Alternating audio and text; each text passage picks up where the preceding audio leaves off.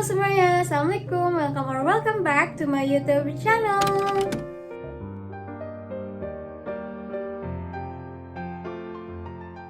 Sesuai sama thumbnail dan judulnya, di sini aku pengen sedikit sharing tentang pengalaman aku menjalani seleksi masuk Universitas Pajajaran program profesi apoteker. Oh ya, sebelumnya kenalin, nama aku Frida. Kalau misalnya kalian udah nonton video aku yang ini, kalian pasti udah tahu kalau aku dari Farmasi UIN Malang. Alhamdulillah, Desember 2021 lalu aku udah lulus sarjananya dan insya Allah semester ini aku akan lanjutin pendidikan aku di profesi apoteker Universitas Pajajaran. Nah, aku udah mention tadi, di sini aku pengen sedikit sharing tentang pengalaman aku seleksi masuk Universitas Pajajaran atau SMUP di program profesi apoteker. Di sini aku akan mulai dengan membahas apa aja persyaratan yang dibutuhin ketika kita akan mendaftar di Universitas Pajajaran ini. Jadi Unpad ini buka untuk profesi apoteker setahun itu 2 kali, yaitu di semester ganjil dan di semester genap. Biasanya untuk semester ganjil yang aku daftar ini dibuka di bulan Februari sampai bulan Juli. Pendaftarannya emang cukup panjang, jadi cukup leluasa untuk kita mempersiapkan berkas dan persyaratannya. Untuk yang semester genap sendiri mungkin agak lebih singkat dibandingkan semester ganjil. Biasanya pendaftarannya dibuka di bulan Desember sampai Januari. Jadi kalian stay tune aja, pantengin websitenya Unpad, siapa tahu nanti ada update dari pembukaan pendaftaran untuk profesi apoteker ini. Oke, langsung aja ke persyaratan yang pertama, yaitu ijazah dan transkrip nilai. Kenapa ini jadi persyaratan yang utama? Karena perlu di-highlight untuk mahasiswa eksternal kayak aku, kalian harus udah punya ijazah asli. Jadi Unpad itu nggak nerima kalau misalnya kita cuma punya SKL atau surat keterangan lulus untuk mendaftar ke Unpad. Jadi kita memang harus apply dengan ijazah yang asli. Lanjut ke persyaratan yang kedua adalah sertifikat tes kemampuan akademik TKA atau tes potensi akademik TPA. Di sini Unpad menerima beberapa sertifikat resmi yang diadakan oleh beberapa lembaga. Contohnya dari Unpad sendiri ada TKA, tes kemampuan akademik, atau kalian bisa juga ikut TPA-nya Bappenas atau PLTI-nya HIMSI, bisa juga PAPS UGM. Jadi kalian bisa pilih mau ikut TPA yang mana, atau misalnya kalian udah punya TPA dari salah satu lembaga resmi tersebut, kalian bisa langsung daftar di profesi apoteker Unpad. Aku sendiri di sini memilih untuk ikut TPA Bappenas. Sebenarnya nggak ada alasan khusus kenapa aku ikut TPA Bappenas, karena dari segi soal semuanya sama. Tapi waktu itu aku milihnya karena aku pengen tes yang secara offline. Menurut aku kayak TPA tuh lebih enak aja gitu kalau misalnya kita tesnya offline, karena biar bisa ngitung dengan leluasa, terus kayak bisa mikir juga, bisa coret-coret gitu. Tapi kenyataannya memang ada kelemahan dan kelebihannya masing-masing antara offline sama online. Untuk offline sendiri yang aku rasain kemarin itu memang kelebihannya kita bisa ngitung langsung cepet gitu. Tapi kekurangannya adalah kita tuh capek di ngelingkarin jawabannya, dan disitu memakan waktu banget, ngabisin waktu banget, dan kita tuh kayak anxious aja gitu karena wah banyak banget yang masih belum aku isi, tapi waktunya udah sebentar lagi. Nah di situ sih kekurangannya. Mungkin kalau misalnya di online kita nggak harus ngelingkarin jawaban gitu, tinggal klik-klik aja, itu bisa mempercepat waktu. Jadi untuk teman-teman yang pengen TPA juga, kalian bisa pertimbangin enakan online apa offline, sesuaikan dengan keinginan kalian, terus waktu kalian juga kayak gitu. Untuk persiapan tes TPA ini aku kurang lebih siapinnya sekitar sebulanan. Tapi aku nggak intensif sebulan di TPA aja gitu, enggak. Tapi aku dalam sebulan itu perkenalan di beberapa materi TPA, TOEFL, di kefarmasiannya juga. Jadi aku campurin dalam sebulan itu di perkenalannya apa aja, kayak materinya tuh apa aja, kayak gitu. Di sini aku juga take a course atau ngambil les gitu. Aku ngambil les di Berteman APT. Ini bukan sponsorship, aku juga bukan staff mereka. Jadi aku emang beneran les di situ. Jadi aku pengen sharing aja ke kalian apa aja kelas yang aku ambil. Di sini untuk persiapan TPA dan TOEFL aku itu ngambil kelas yang live sekali, yang mandiri juga sekali. Untuk yang live ini aku jadiin sebagai bahan perkenalan aku, seperti yang aku bilang tadi. Jadi sebulan itu aku perkenalan aja di kelas live itu, gimana sih TPA, gimana alokasi waktunya, soal-soalnya tipenya kayak gimana. Terus di bulan selanjutnya aku ngambil kelas yang mandiri karena menurut aku kelas live itu kayak kurang cocok aja di aku, karena aku sendiri mageran orangnya, dan kayak ada aja gitu halangan, misalnya males nyatet, terus kayak ada distraksi, inilah itulah, jadi kurang cocok aja untuk di aku yang kelas live. Jadi akhirnya aku ngambil kelas yang mandiri. Nah, yang mandiri itu menurut aku lebih fleksibel karena 30 hari dikasih akses video recording yang kelas live tadi. Nah, jadi aku belajarnya bisa lebih fleksibel gitu. Aku sendiri belajar yang intensifnya TPA doang itu seminggu sebelum tesnya. Jadi ya udah benar-benar seminggu sebelum tes aku belajarnya TPA aja gitu. Verbal, kuantitatif, terus spasial dan lain-lain. Nah, aku belajarnya ya udah itu aja dalam seminggu. I know itu mepet banget dan gak baik. Jadi mungkin kalian bisa persiapin lebih lama lagi.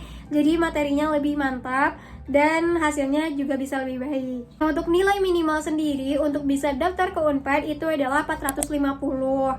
Untuk nilai aku kemarin TPA Bappenas itu alhamdulillah aku dapat 537.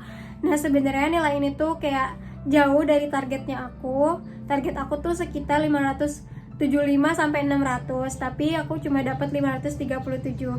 Cuma nggak jadi masalah. Yang penting kalian bisa melampaui 450, kalian udah bisa daftar di Universitas Pajajaran kayak gitu. Jadi gak usah anxious kalau misalnya kalian dapat kecil, dapat TPA-nya kecil, dapat TOEFL-nya kecil. Jadi nggak usah khawatir, yang penting udah melewati 450 kalian bisa daftar, ya udah pede aja, daftar aja kayak gitu.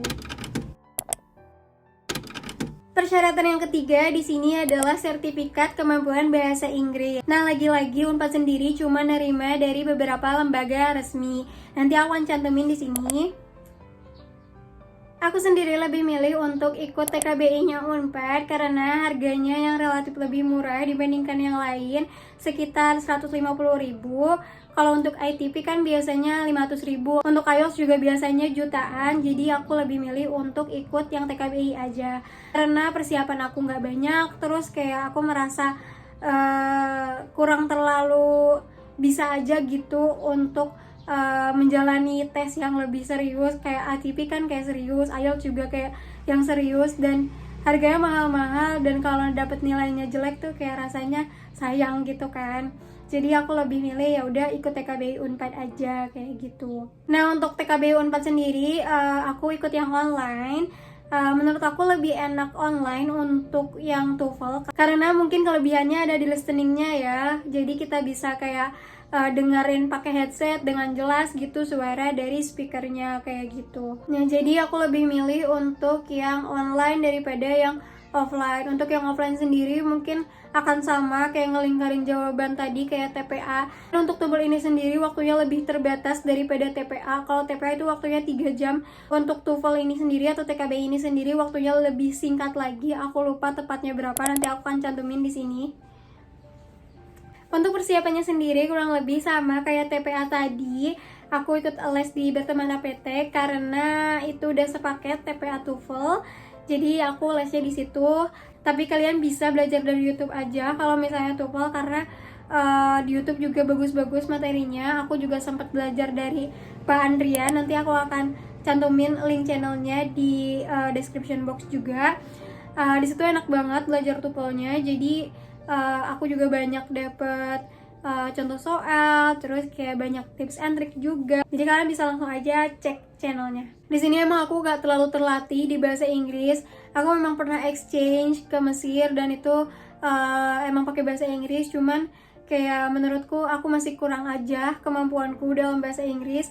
Jadi memang hasilnya juga, hasil yang aku peroleh itu kayak sesuai aja gitu sama kemampuan aku yang standar aja gitu, nggak bisa-bisa banget. Nah, untuk nilai minimal untuk daftar Unpadnya sendiri sama kayak TPA tadi, yaitu 450. Nah, untuk nilaiku sendiri, nilai yang aku dapat dari TKBI Unpad itu adalah 487.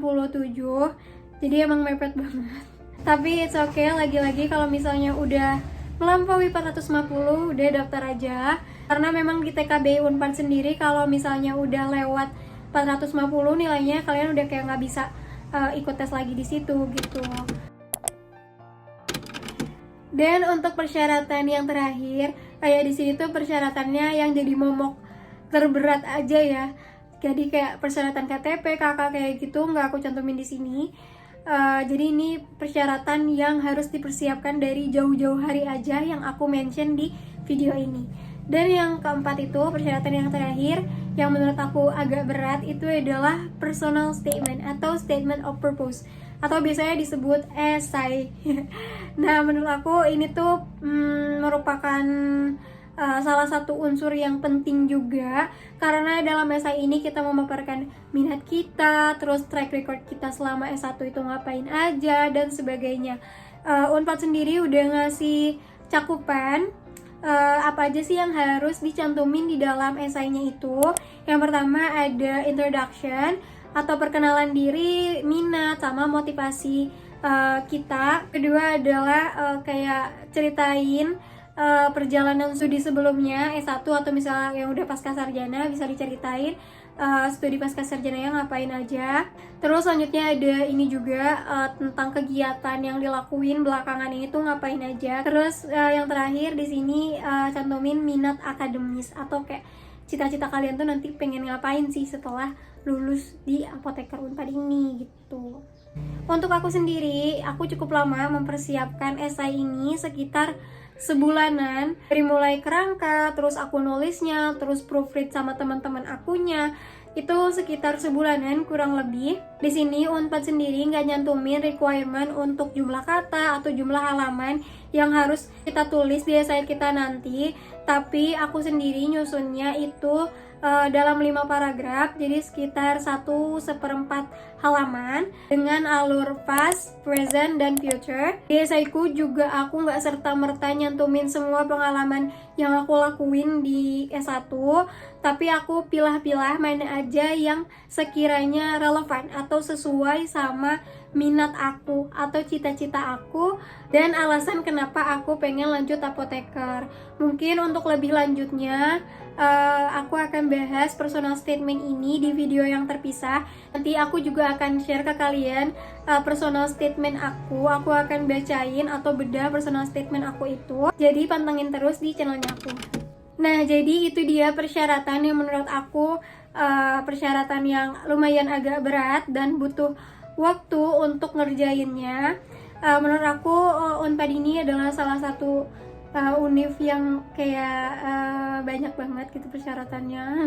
Tapi menurut aku itu tuh adalah sebuah kelebihan dan sebuah pembelajaran juga untuk aku, karena kayak ini tuh mirip-mirip sistemnya sama sistem yang diterapin di luar negeri gitu. Kayak univ-univ terkenal biasanya emang kayak nyantumin esai, terus disuruh TOEFL juga gitu. Jadi kayak ini adalah pembelajaran aku juga untuk nantinya mungkin aku akan apply admission di beberapa kampus di luar negeri kayak gitu. Nah, mungkin segitu aja video kali ini. Kalau misalnya kalian ada saran, pertanyaan, atau misalnya ide konten, kalian bisa langsung tulis di kolom komentar. Atau misalnya kalian pengen sharing atau cerita ke aku tentang farmasi, tentang apoteker, apapun itu, kalian bisa langsung juga DM di Ridanovilia, ini IG aku. Jadi kalian bisa langsung DM aja ke situ.